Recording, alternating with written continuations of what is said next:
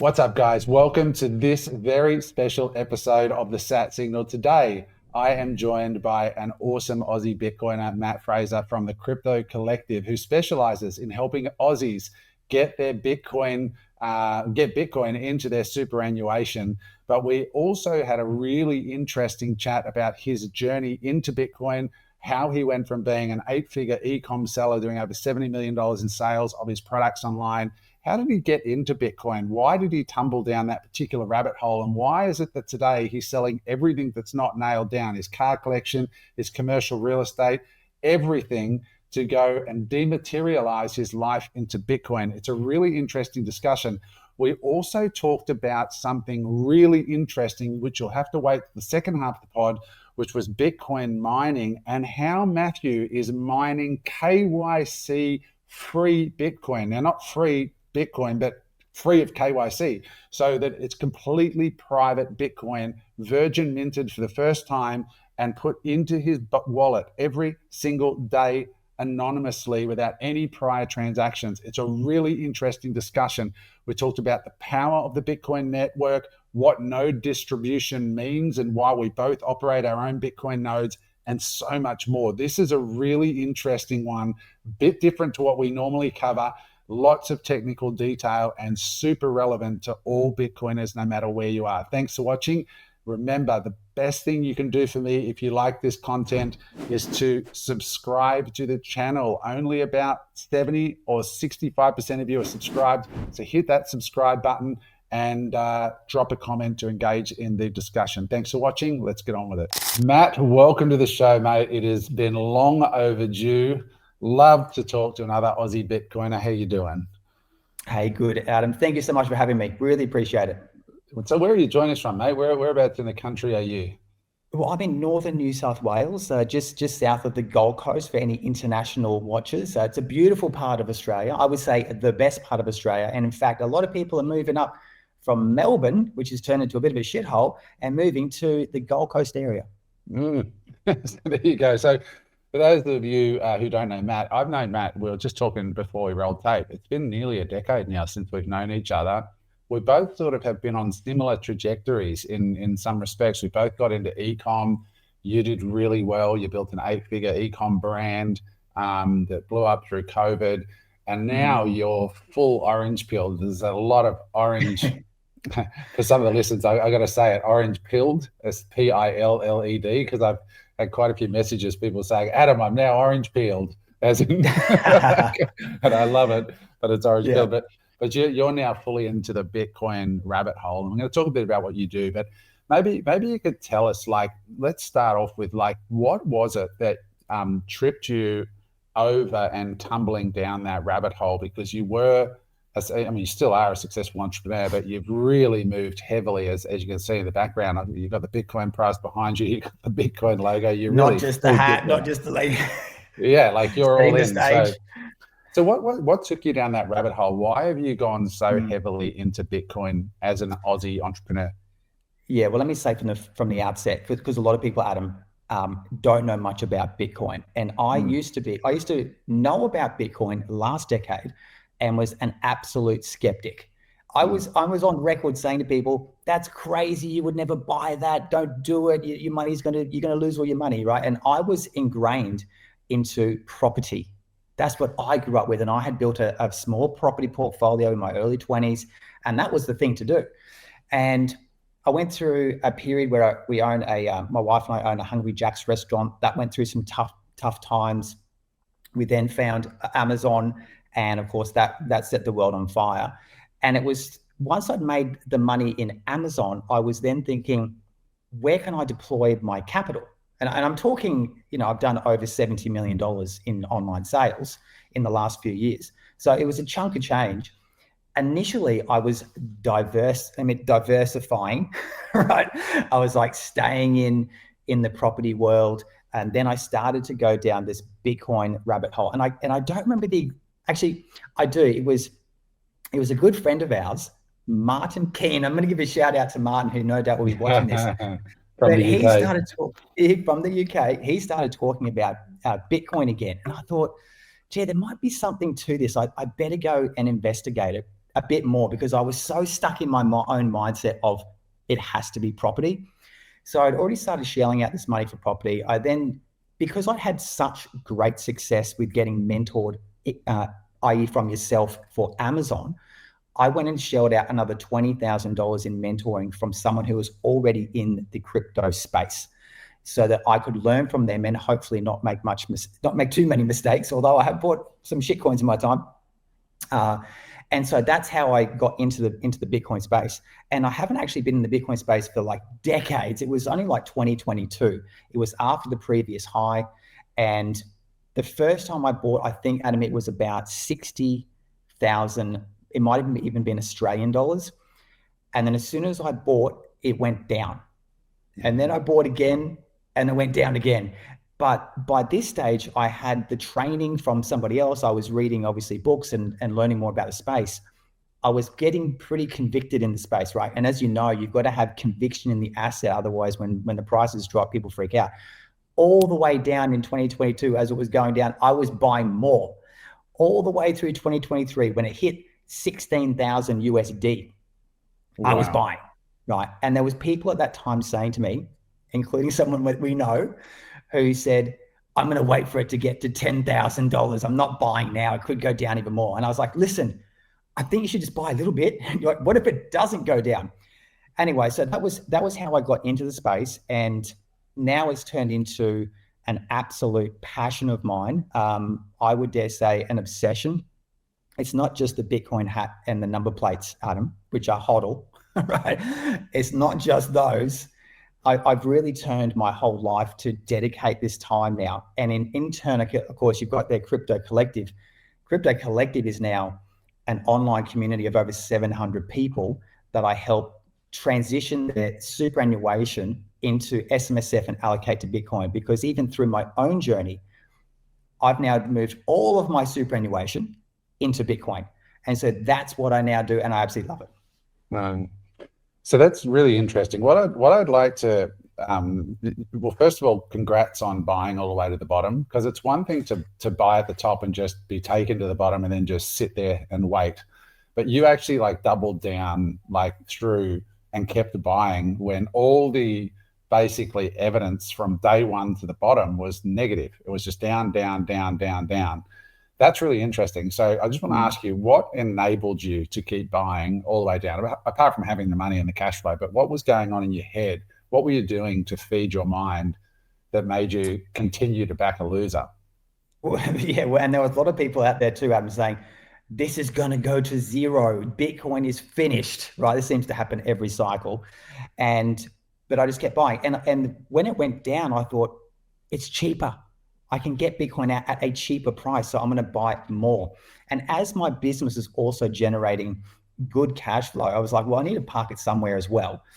I also had the foresight, I guess, of looking back in history. We already had, I think at that time, maybe 13 odd years or something of history of Bitcoin to show that when there is a dip, it always comes back again. And I think the other thing too was I was listening to really quality people in the space who were saying, look, it's not going to zero. And I guess they were giving me the confidence to also continue to buy. And so I didn't want to make this one point. If you've got someone who's been in this business for years and years, like yourself, who can put you at ease while it's going down, that also helps. And if you say, Matt, it's going to turn around, now's a great time to buy. And if you've got a mentor like that on your side, then it's definitely going to help. Mm.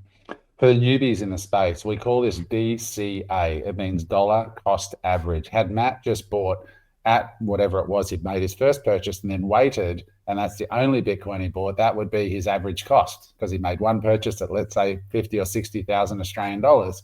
But because he bought all the way down, he bought down in the process because he dollar cost averaged through the lows. His average cost is much lower than that, which is why he's done so well now. And, you know, I'm like you, Matt, I fed my brain through it as well, because I lost a lot of money through that last drawdown when it went all the way to 15,000. And every day I was doing stairs for exercise at that time in my building. And there's an internal staircase, 7 floors where I lived. And I used to go up and down, up and down, up and down every morning, just stair climbing. and I'd listen to Michael Saylor, and I'd listen to Jeff Booth, and it was just over and over and over. And I just kept feeding my head an hour a day of just belief. And it was very, very powerful. And at the end of one of the Bitcoin summits in Vegas, when Saylor spoke, when he finished his talk, the last thing he said was, "Do not sell your Bitcoin." And it was during the bear. And when I met him a few months ago in Prague, I said, "Michael, thank you so much, because it was you that kept me going through those bear markets, and I really appreciate it. It was a very nice moment." So go ahead. On that note, Adam, I mean, you've got other people out there who have not been in the Bitcoin space, who don't own Bitcoin at all, who are telling you not to buy Bitcoin. Yet you've got someone like Michael Saylor and Jeff Booth, who are, I mean, you know, the credentials of Michael Saylor is basically a rocket scientist.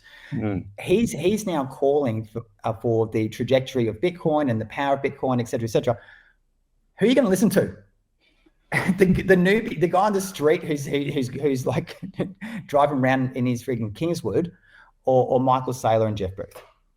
Well, it's a constant frustration as a Bitcoiner, is that, you know, like your broke uncle or your poor grandmother or whatever, people take this advice. And I'm like, you literally have like the biggest institutions in the world, the White House, these incredible investors that are billionaires, all saying the same thing, but you're right and they're all wrong.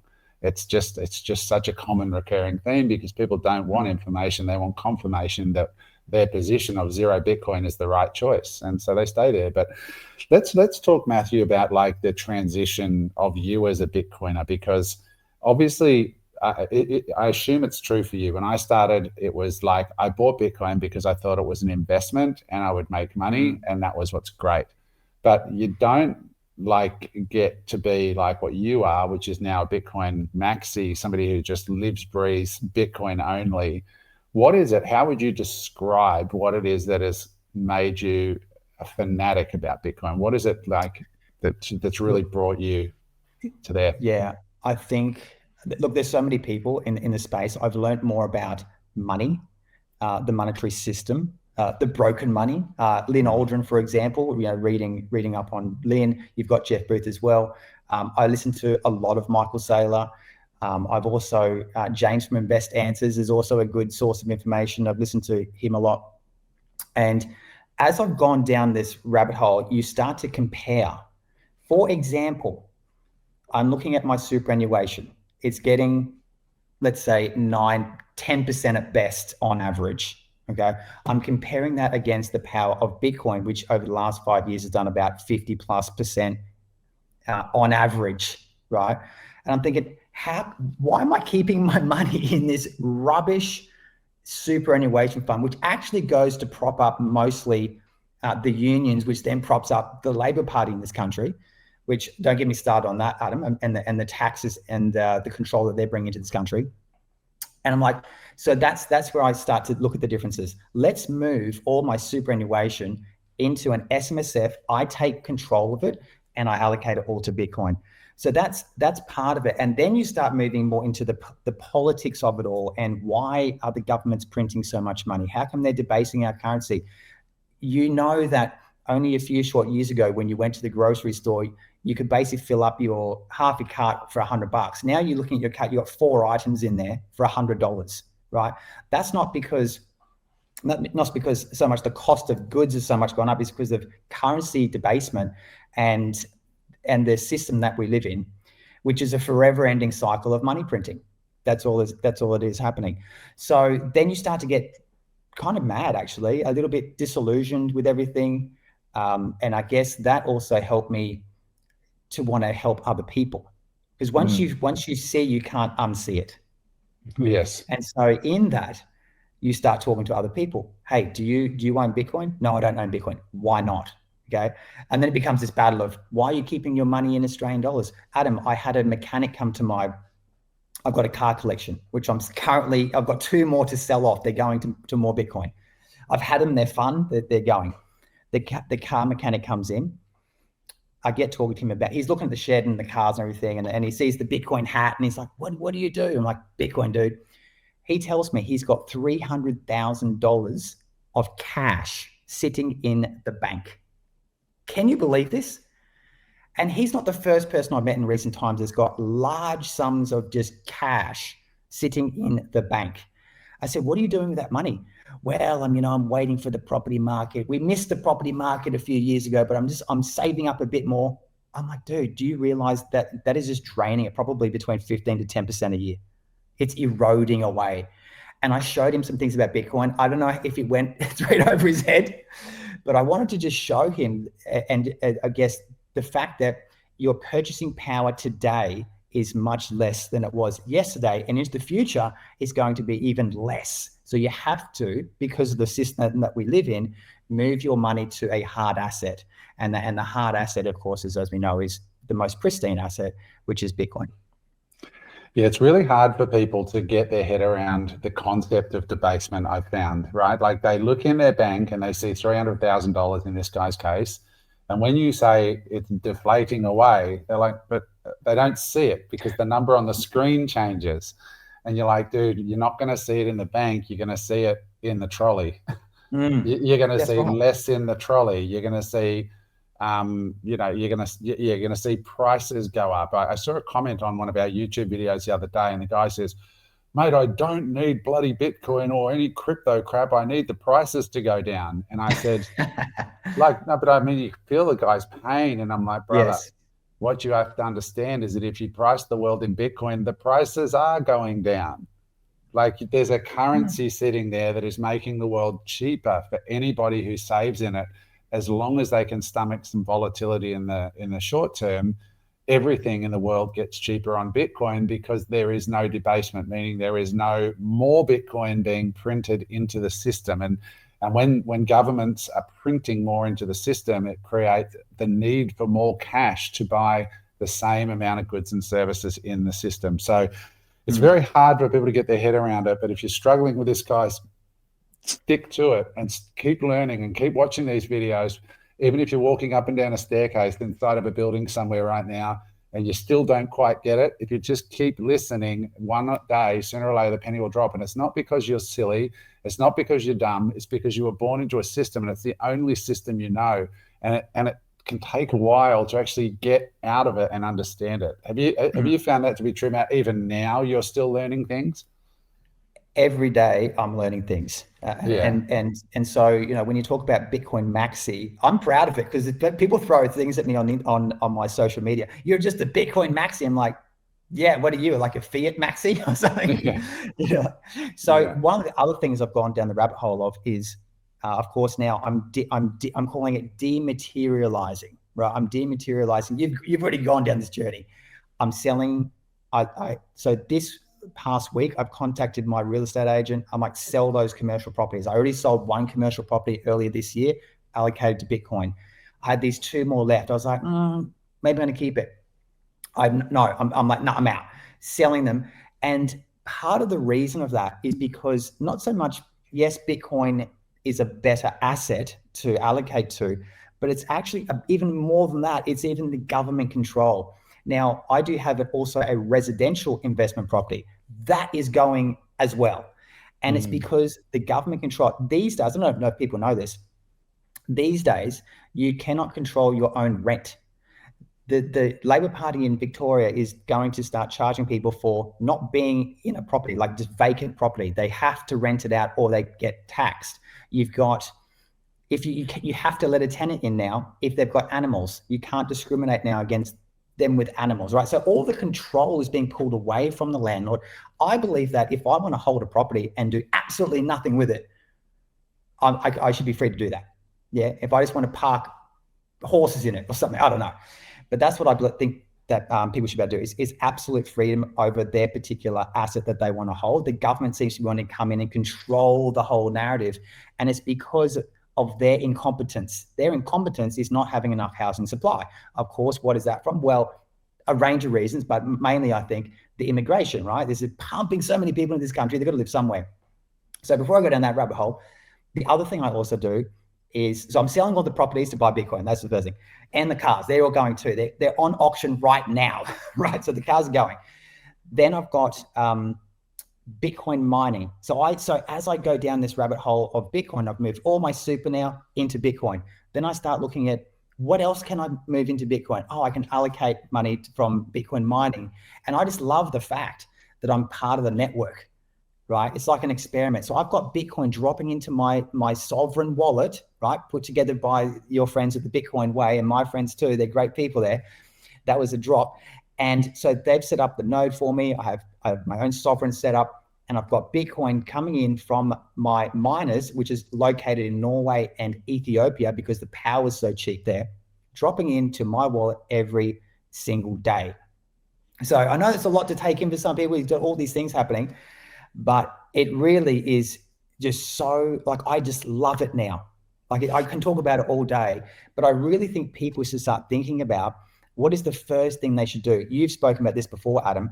Is the very first thing is just buy some Bitcoin, even if you're not 100% in. Like, put like $50 in, set up a wallet or open up an exchange account, buy $50, right? Because as you say as well, once you start buying, you take notice.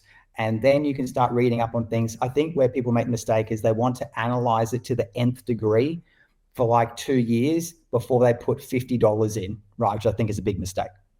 Mate, there's a lot there I want to drill into. So certainly probably enough to keep us going for the rest of this pod. So you're talking about mining, nodes, superannuation, property control with government. I just want to double click on that one first, because I came to a similar conclusion like you. I had commercial properties all over the Gold Coast, and I can see the writing on the wall, this idea that the government can tax real estate that is sitting inside of their jurisdiction however they see fit. And if you don't like it, you have to sell it. And that's it. We're seeing now with the government at the moment, they're at their, their talk fest. And I know in the media that on the table are proposals around creating a capital gains tax on the principal place of residence, for example. That is actually being discussed right now. Yes.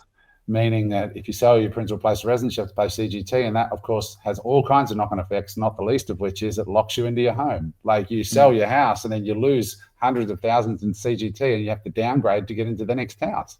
Like, how is that going to work, right? You've seen in Victoria where they've manipulated the price of land tax now so that they've dropped what qualifies in terms of land value. And if you do any kind of work at home, you're getting a bigger land tax bill. You're getting view tax on the Gold Coast. If you're over level 4, they charge you 50% more on your rates. So it's just this constant honeypot for the government to invent taxes around, knowing there's nothing you can do because it's stationary, it's in the ground. Whereas if you dematerialize and you don't like the rules, well, you just, move. You forgot the big one too, Adam, which is the unrealized capital gains tax, which I believe is the theft of people's retirement savings. Yeah. On above $3 million. Now, but that's also going to apply though to Bitcoiners if you've got Bitcoin in your super. So yeah, absolutely. So, but you can change jurisdiction and these different things. So that's really interesting though. So you were talking about a node as well. Now, when I went through the process with the Bitcoin Way, the same thing. I became a node operator. Why don't you just briefly explain what the nodes do so that people are aware? Because a lot of people have this misconception. BlackRock is going to co-opt it and, because they own so much, they control the network. Not true. Why is that not true? Right. Well, I run my own node, which is basically like having my own sovereign bank. The node is running the Bitcoin blockchain. So I can verify all my transactions in real time on the blockchain. And it's what I call full sovereign control, Adam. Yeah, and so that's basically it. There's really not much more to it than that. It's like a little server that just sits just over here underneath my next to my modem, and connects to my computer with a bit of a Dart or software, so I can actually have visual. I like to liken it to if I open up my internet banking and I bank with ANZ, so I can open up my ANZ account and I can see my accounts. I can do the same thing with my Bitcoin by opening up a particular wallet, and I can see how much Bitcoin I've got sitting on the blockchain. Yeah. And so it's about this big, guys, just to be really specific. It's a small little thing that you can put in a suitcase. And when you first install it, it backs up the entire Bitcoin blockchain onto your device in your house. So you have a full record of every transaction that's ever happened on the Bitcoin network from day one. It takes about 2 or 3 days to initially grab all that data and put it into your own sovereign node, but it enables you to interact with the blockchain without having to use public nodes, i.e. you're on an exchange, and anybody that wants to see a public node's transactions, they can. But when you're transacting from your own private node, the interaction between your computer and the node is private. So it's very, very interesting. And also, guys, the way the Bitcoin, it's called a consensus network, meaning that the rules can only be changed by the votes of the Bitcoin node operators, not by how much Bitcoin you own, but by voting using your node. So we have this distributed network of people like Matthew, people like me. We've got kids in Afghanistan and millionaires in New York, and all these people all over the world that run Bitcoin nodes. And good luck trying to co-opt all of them to change the rules in your favor. That's what makes it so powerful. It's not like a share. And most people think of the Bitcoin network like the fiat world, where shareholders vote based on how many shares they own. That's not how it works with the Bitcoin network. It is those who participate and operate a node to operate the ledger in a secure way get to vote. So it's very powerful. This is just one of many things that you'll learn in time. I think even further to that, Adam, is the feeling that you get once you've installed that in your life, right? Once you have your own 100%. bank. Yes. You almost feel like you're indestructible in a way, right? There's a lot of things coming at you, but it's like a moment of peace. Wouldn't you say? How did you feel when you installed yours? Mate, it was profound. And I rang Tony, who owns the Bitcoin Way, with his partners, Ahmed and the guys. And I said, Tony, like, honestly, mate, I just didn't really get it. I didn't really get what you guys provided.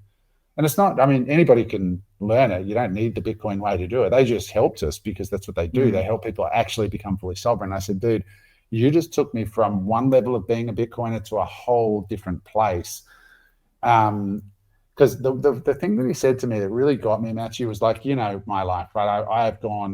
I like that term, dematerialized, right? Like I've dematerialized my life. I literally have a couple of suitcases here, and I could leave this place literally tomorrow, where I am now in Cyprus, and be anywhere in the world, and I don't have infrastructure in the ground. I've dematerialized. But what Tony said to me, was like, when we're done with you, you're operating your own node, and you actually understand how to use these decentralized protocols using open source software, where you're not reliant on, there's no single point of failure in your technology setup. You're not reliant on Ledger being in business, or the Ledger device gets hacked, or because you're not using anything, you're using, open source everything. Because you'll be able to, if your house blew up, God forbid, and you had to get out of the country within an hour, you could land anywhere in the world, and 3 hours later you could be back online accessing on the blockchain your Bitcoin without any reliance on any counterparty. And he says, when you actually experience that, you will understand what true freedom is. And I did have that, and it's a profound feeling of freedom, knowing that it's affected me in other ways, Matthew. Like, I'm pretty active on social media, and there's some things happening in the world right now that I feel compelled to speak out about. But I'm doing it into an environment that's hostile to people speaking their truth. And one of the most obvious ways to control somebody, if you're a government, is through money, is by saying, listen, Matthew, you're going to lose your job, or we're going to put you in jail, or we're going to censor your post, or we're going to, like in the UK, in the extreme examples, they're arresting people for, expressing their opinions. But if you threaten, there's a doctor in Australia just got disbarred from the medical license for making posts. So they literally took away his livelihood. So money is that's in Australia, for 46 memes that he posted outside of work, things along the lines of, there are only two genders, gender affirming medicine in children is dangerous in his opinion. And he's lost his right to practice, not for any malpractice in doing his job, but having an opinion that runs contrary to the government's narrative.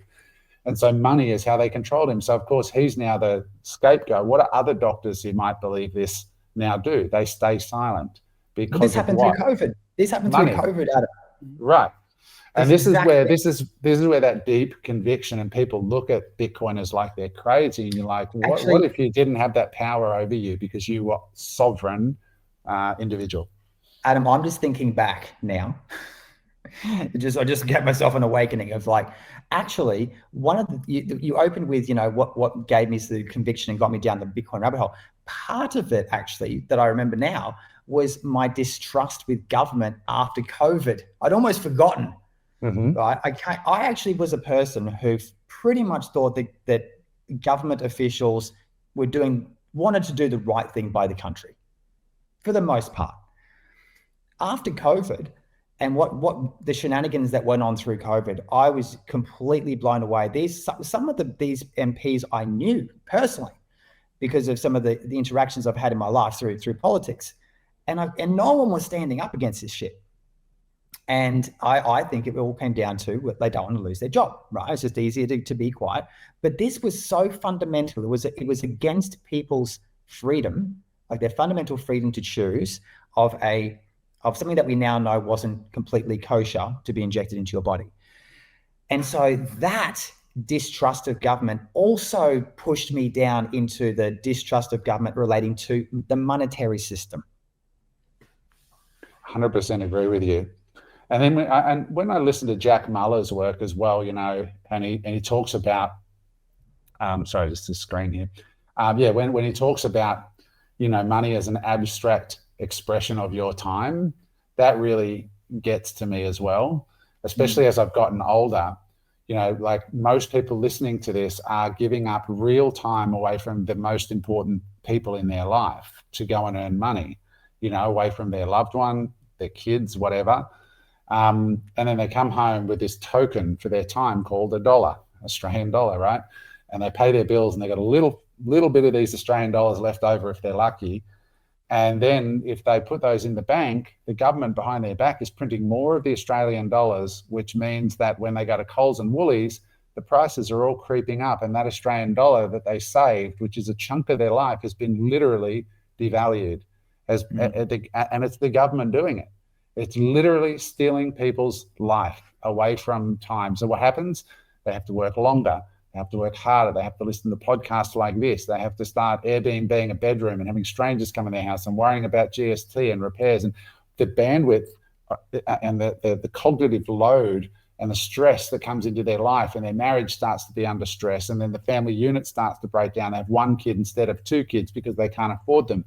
It all comes back to this broken money of we can't store our life force, this sacred thing that God or whatever you believe has given you at a spiritual level. We can't store that life force in an effective storage mechanism. And that's where you start crossing over from the number go up mentality of Bitcoin, like watching charts, to the spiritual vote that you make with your life force. And I know it sounds woo-woo. Yeah, well, you're right. It's totally woo-woo. So people listening to this like, these guys are nuts. But now you know why this stuff is not taught in schools. Because if people knew... Well, I think it was Henry Ford. I think he said banking and sausages. It's better that you don't know. Exactly. Just stay in the matrix. So tell us about mining, Matthew. So how does Bitcoin mining work, and like give us the lowdown. How do we make money mining? Well, basically you have to start from scratch. In order to produce Bitcoin, you've got to use Bitcoin mining, and it's basically computers that are solving algorithms or a computation and when they win that algorithm or the equation, they get spat out some Bitcoin. At the moment, there's 450 Bitcoin that can be mined per day across the world, right? And of course, as we know, that it will be halved in probably another 2 years, roughly. It'll go down to 225 per day as a part of the Bitcoin halving cycle. Now, people just on that make the mistake that the Bitcoin price must go by halves, right? It's not the Bitcoin price that drops down by half, it's the amount of Bitcoin that can be mined through the protocol. And so it's called a difficulty adjustment. Thank you, Adam. Difficulty adjustment. So the computers that are trying to solve these problems, the problems get twice as hard every 4 years. So it requires twice as much computational power to mine a Bitcoin reward. Now, as the Bitcoin that can be mined is decreasing, guess what's happening? The value of Bitcoin is increasing, right? So that's the first thing.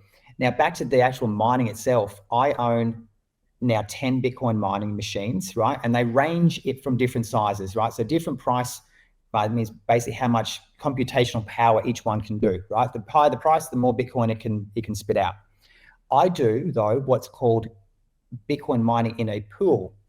So what I'm doing is I've got 5 Bitcoin miners in Norway and 5 Bitcoin mining machines in Ethiopia. Can you believe it? Super, super cheap energy in Ethiopia. And what I'm doing is I'm harnessing the power of many mining machines, probably thousands of mining machines within one particular warehouse to get the best bang for your buck with power, but also sharing the workload. And so whatever Bitcoin is produced through that mining pool, I take a share of the equivalent of my mining machine's power. Now, then this happens every single day. Then daily, that Bitcoin is being dropped into my own wallet, right? So you've got upfront a cost for the computer itself, which can range from 2,000 plus. Then you've got an ongoing fee as well. Now, the ongoing fee is actually the energy. So in my case, I pay for the power upfront. Here's though what is so powerful. This is the top secrets coming out now. Virgin Bitcoin, Adam. I didn't come up with that name, by the way. It's Virgin Bitcoin that's being dropped into my wallet. It's coming through untraced, right? It's private Bitcoin. And I'm also getting Bitcoin cheaper than what I would get if I was to buy it through an exchange. Because as you know, if you're buying through an exchange, they need to make money too. So they've got a spread and probably a fee to buy. And so I'm getting it cheaper for that way too. So it's just, in my opinion, I think everybody needs to have Bitcoin mining machines. Even if you just had one and that was just feeding you Bitcoin every single day. Guess what else, Adam?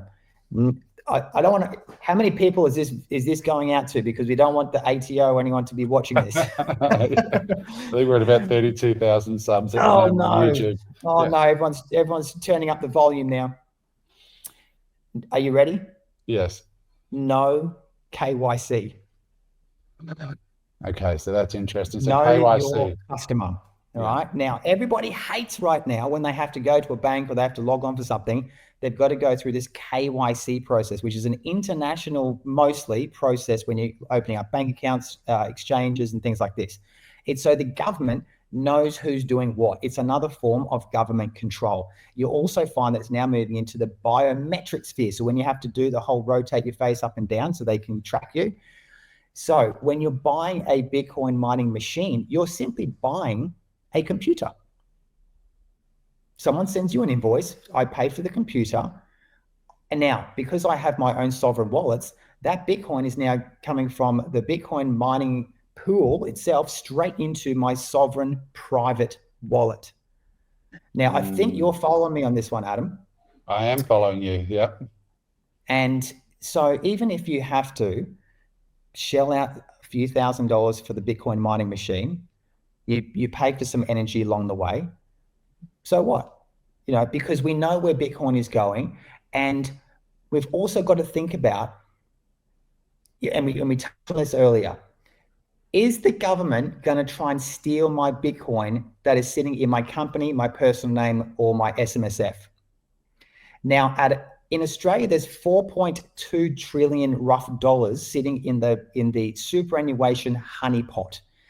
Now, can you imagine when people start allocating to Bitcoin, which they are in droves, by the way? The amount of people that are in my own community is now over 700 people who are all starting to wake up and think, hang on a second, I don't want my money sitting in that superannuation fund getting 8 to 10%.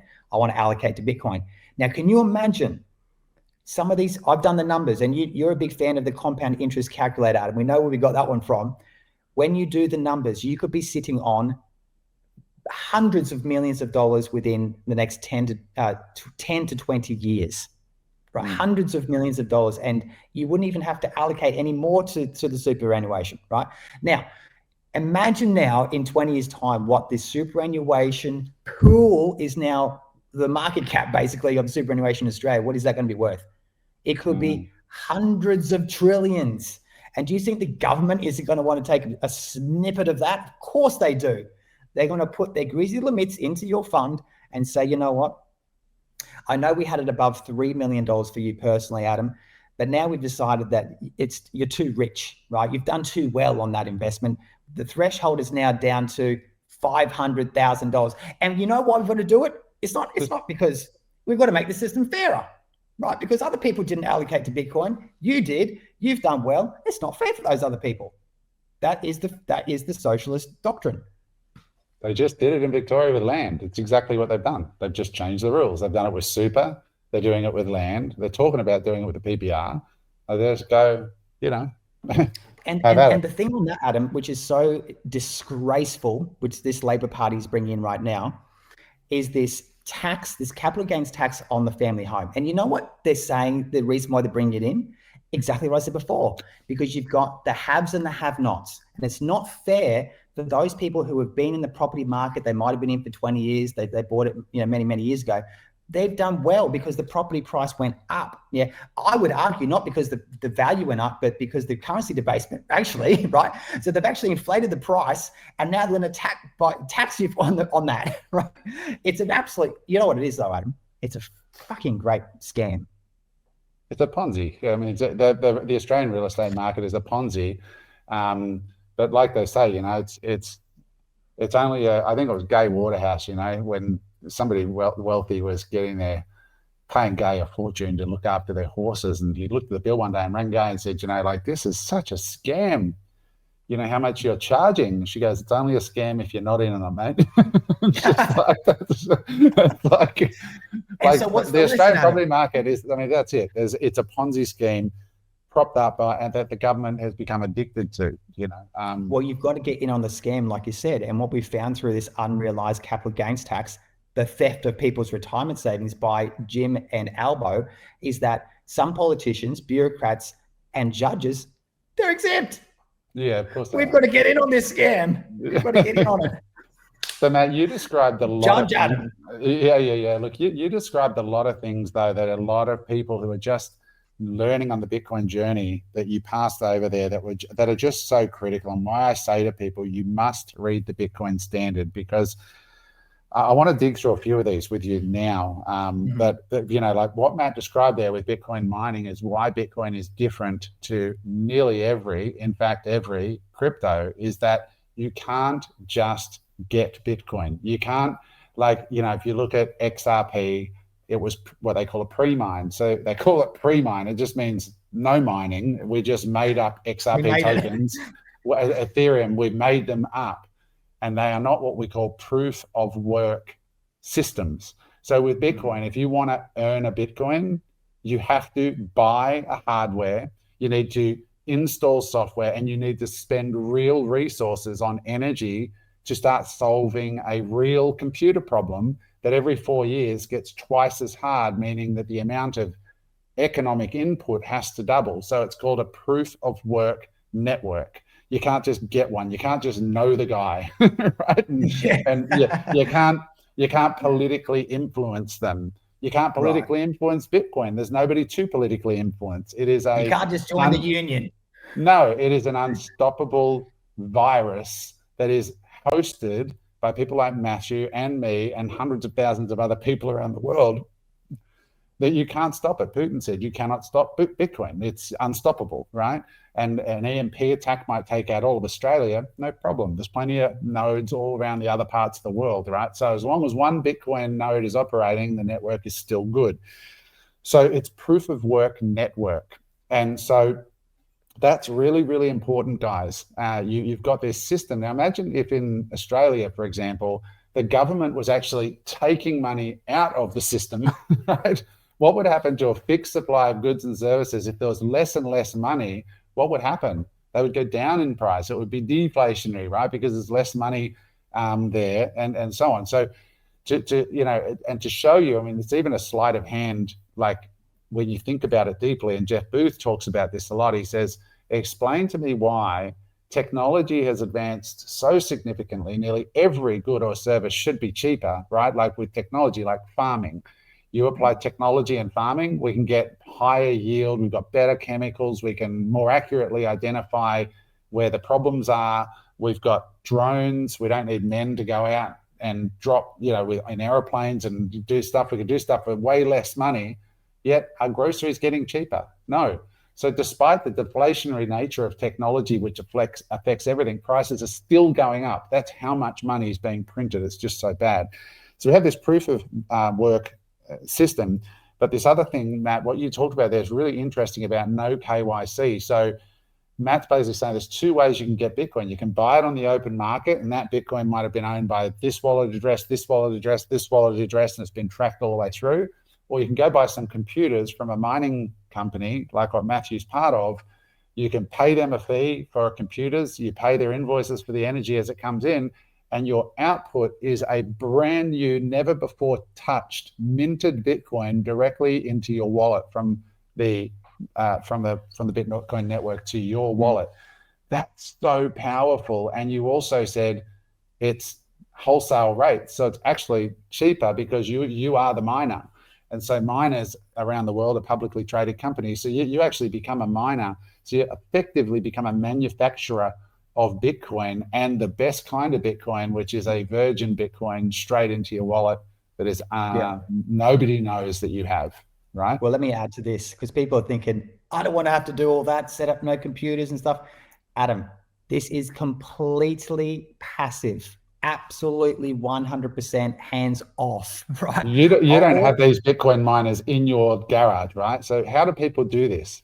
Well, in the beginning, I thought I'm going to have, because I wanted to be a part of the network. I was like, I'm going to have them in my, because I had this commercial shed, right, that I was using for my cars.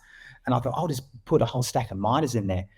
And then the guy, when I spoke to the team, they said, you can't do that. Well, you can do that, but guess what? The power in Australia is going to be too cost prohibitive.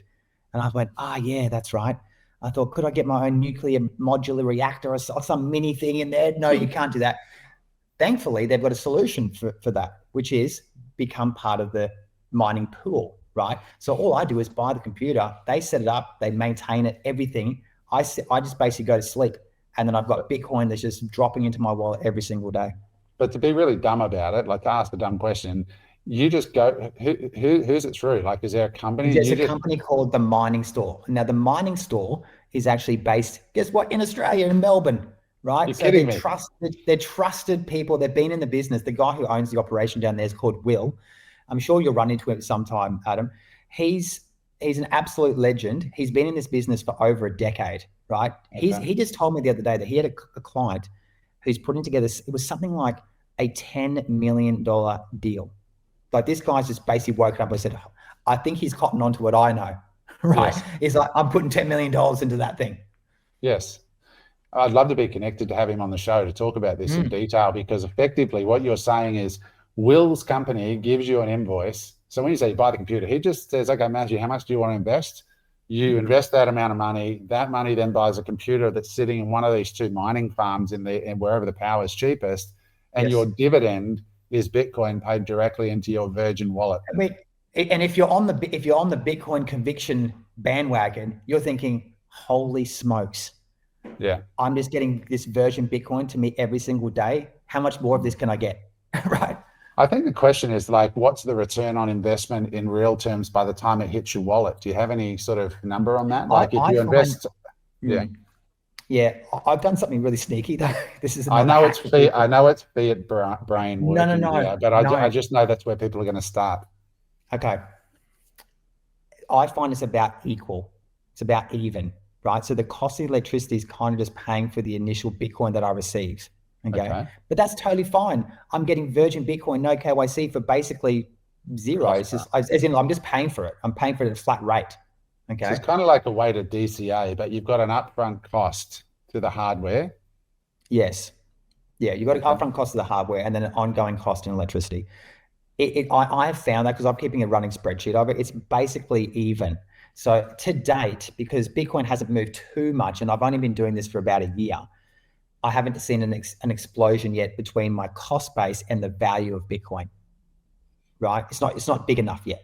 Right? It's ahead. If I was to sell all my Bitcoin now, based on the electricity cost, I would be ahead, but not based on the upfront cost of the mining machine, because the hardware would take. They say on average, it lasts about 5 years. They reckon return on investment on average is about 2 to 3 years. Okay, it's interesting. Yeah, I just say to people, when you think about this, and this is a really key distinction, like if you've got a network with a monetary network where the monetary policy is already hard coded in advance. Like there's no government sitting down having a talk fest in Bitcoin saying, oh, maybe we should do, no central bank, maybe we should just make the complexity difficulty 25%, or it's all in the white paper. Every 4 years, the complexity gets twice as difficult. Over 98% of all the Bitcoin in the world that's ever been mined has already been mined, right? So that'll ever be mined is already mined. And every 4 years, it gets harder. So think about this for a second, for those of you just listening in and trying to get your head around this. Imagine a monetary policy where every 4 years, the cost of acquiring a Bitcoin doubles for the people who are mining it. What do you think, like if you think about that and the incentive, what happens at that moment? Well, all of a sudden, if the price is at 100,000 a coin and the miners are mining it with roughly $100,000 of energy to get one, if all of a sudden the bill to get a Bitcoin from an energy point of view doubles because the algorithm is twice as hard now, which is going to happen every 4 years. It is programmatically set in. What do miners do? Right? They stop until prices catch up, right? Because all of a sudden there's going to be less Bitcoin being fed into the network because the incentives aren't there for the miners. So the monetary policy is tightening, not expanding, right? And this is what creates value in the network. And so this is when you start to really deeply understand how genius on so many levels this technology is. On top of that, the Bitcoin, so for the people again listening, you've got your little mining pools. That's what I'm a part of, and there's probably thousands of people involved in that.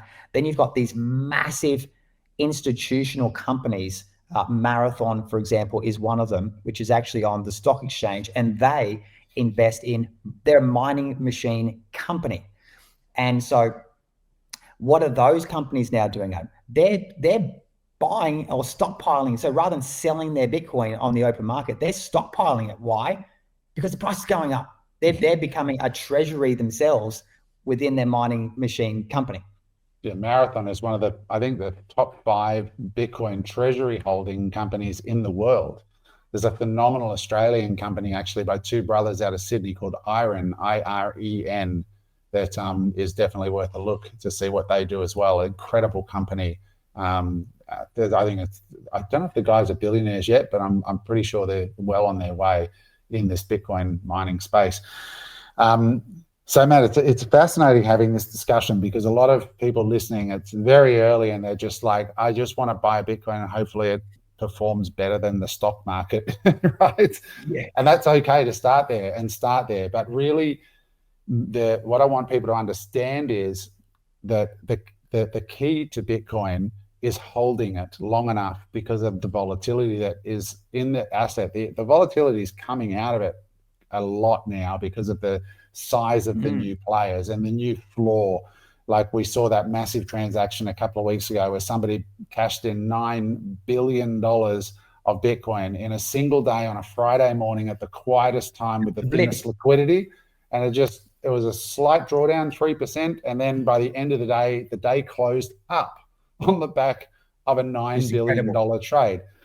So the volatility is coming out of it now. But what helps you hold the way, like we always say, anybody who's held Bitcoin for 4 years or more is in the black. Nobody in the history of Bitcoin has held for more than 4 years and has been negative, which is amazing. So the question is, what causes people to be able to hold through it? Because what amateurs do is they buy the top and sell the dip. And you should be doing the opposite, of course, right?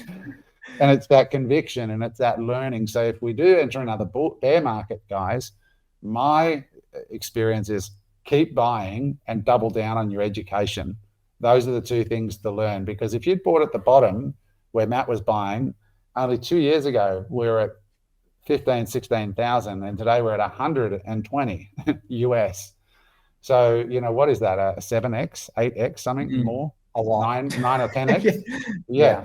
And think about that. And also super as well is a really interesting one. So if you're interested in getting into super and want to learn how to do that, talk to Matt and his team, because that's what you guys specialize in, right? In the Crypto Collective. Yeah, well, first of all, it's free to get into the Crypto Collective community. They can find it somewhere on the internet. Crypto Collective, put in Matthew Fraser on Google. I'm sure you'll find it. But it's a free community to get into. And we've got a team of people that I've curated behind the scenes that can help people transition from traditional super into Bitcoin, because it seems like it's a bit daunting. Once you've got someone who can hold you through that process, you'll realize it's actually not that difficult. And I think the window, though, Adam, is closing big time. I really do think that people need to wake up really quick and start doing something. The easiest thing for people to do right now, this is why people are thinking about super, is because it's over here somewhere. We can't really touch it anyway. It's very difficult to get people to allocate to Bitcoin out of their cash flow from their PAYG job. Okay, because they're already struggling, they're trying to pay the bills, etc. But if they've got this superannuation fund over to the right, it's not doing anything anyway. Hey, I might as well allocate to Bitcoin. Guess what? It turns out that allocating to Bitcoin, in my humble opinion, is the best thing you could possibly do for your financial future anyway. I agree. I did it myself. I allocated my entire super in 21, and best thing ever. At the time, I didn't know, I didn't do it direct Bitcoin. I did it a Bitcoin treasury company, but I did it because I was full bull on Bitcoin even then. And let me ask you this, Adam. Was it one of the best financial decisions that you ever made? It's up 15x. My super. There you go. My super's up 15x since I did it in those 4 years or whatever it's been. Now, how long would it take someone to do that in traditional world, in trad world? They couldn't even do it. You can't. I mean, you wouldn't do it in a lifetime, maybe. I don't know. It's 1,500% versus, I think the long term in Australia is 9.3% for the S&P. So you're talking about 9% versus 1,500%. So work that out. 150 years of growth in 4. That's right. I was listening to Mark Burros recently, and he said basically that Australians are fucked, was basically his words, because most people... End of podcast. Right? Yeah. Because most people are going to have to work till 80 or 90 years old, right? Based on just leaving their money in the trad super, the traditional super fund. And it's not so much, look, hey, they'll come out, they might have a bit of money, they'll probably have to be on the pension at some stage, right? So if you want to be on the pension, do nothing, okay? But what's happening is we're also living longer. So you're living now to 80 or 90 plus. Super, when it was originally designed, was only meant, you live till you're like 65 to maybe 75, 80. Now people are going to be 90 plus, right? They're going to run out of money, right? Because they're now not going to have enough. So first thing is, it's not even returning that well anyway, so you're going to run out because of that. And secondly, you're living longer, so you're going to run out that way as well. So either way, you're double fucked. In Bitcoin, we say trad super means traditional super, or trad fi is traditional finance. I call it tard fi and tard super. So you need to get out of that. Look, I mean, not financial advice here, guys. We and I don't say that like lightly, because I really do believe that, getting financial advice, is a very personal thing. It's a very nuanced thing. What people want in life is very different. Their goals are different. Their situations are vastly different. Their incomes, all that sort of stuff. So none of this should be taken as financial advice. What it should be taken as is two guys talking on the internet that are mates and are sharing the way they think about the world. And we probably have, I think, because we're both entrepreneurs, our risk appetite and default setting is higher than most people. But once what I've found on my journey, just my own experience, is when I was early, I heard more experienced Bitcoiners going, actually, the counterparty risk on Bitcoin it should be the risk off asset rather than the risk on asset that the world sees it as. And I didn't really get that until years later, when I started to understand how pristine a collateral it is, how it could be liquidated by a lender if they were going to lend against it, how there's no counter. Like I've said it in last week's pod, I have a big bag of Tesla shares, and I constantly worry about Elon's mental state. I worry about him being shot. I worry about the Chinese car manufacturers making better cars than Elon. I worry about his relationship with Donald Trump and whether or not that's going to impact the Tesla share price. With Bitcoin, I don't have any of those counterparty risks or worries. When I had commercial real estate, I'm worried about the tenant. I'm worried about the government taxing me. I'm worried about natural disasters. I'm paying for insurance. I'm worried about somebody slipping over and hurting themselves. I'm worried about a developer buying a block of land nearby and building new versions of what I lease and doing it at a cheaper price than what I've currently signed leases at. There's all these counterparty risks. I'm worried about a governmental change in immigration policy or a change in their monetary policy, both of which would have enormous impacts on the Australian real estate market, right? And the fact I can't move it and I can be taxed. So when you really start to become an investor and you really start to experience different types of assets, and then you look at Bitcoin, you start to go, oh, okay, well, what are the counterparty risks there? Well, you know, there's nobody going to get shot. There's nobody going to be caught offshore in a super yacht with a bag of Coke and 15 hookers.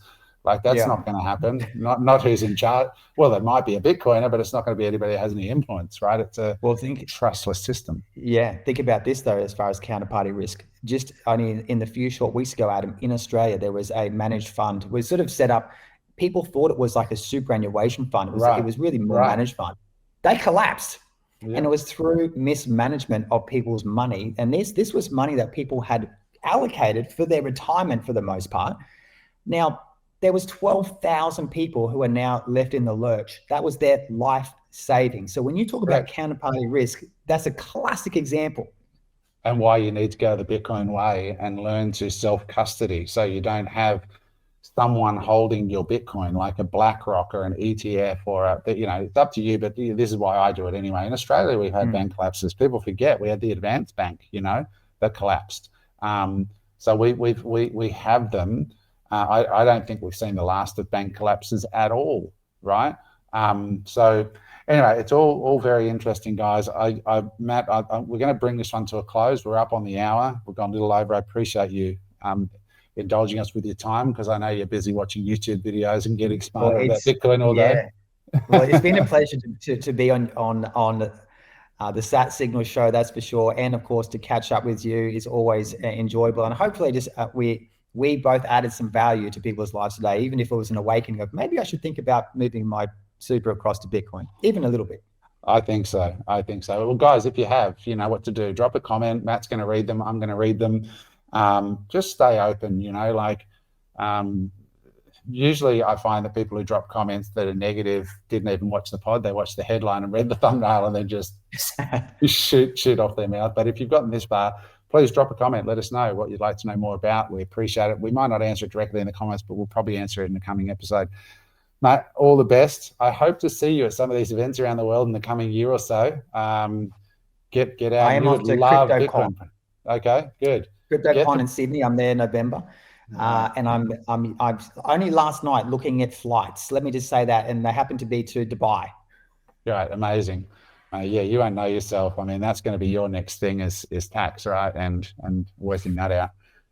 Anyway, all good. That's another discussion. Matt, thank you so much for your time. I appreciate it, mate. And we'll see you soon somewhere around the Bitcoin universe. Thanks, Adam. All the best. Cheers, man. Hey there. I hope you enjoyed that episode of Unemployable. If you'd like to watch another episode, just click there.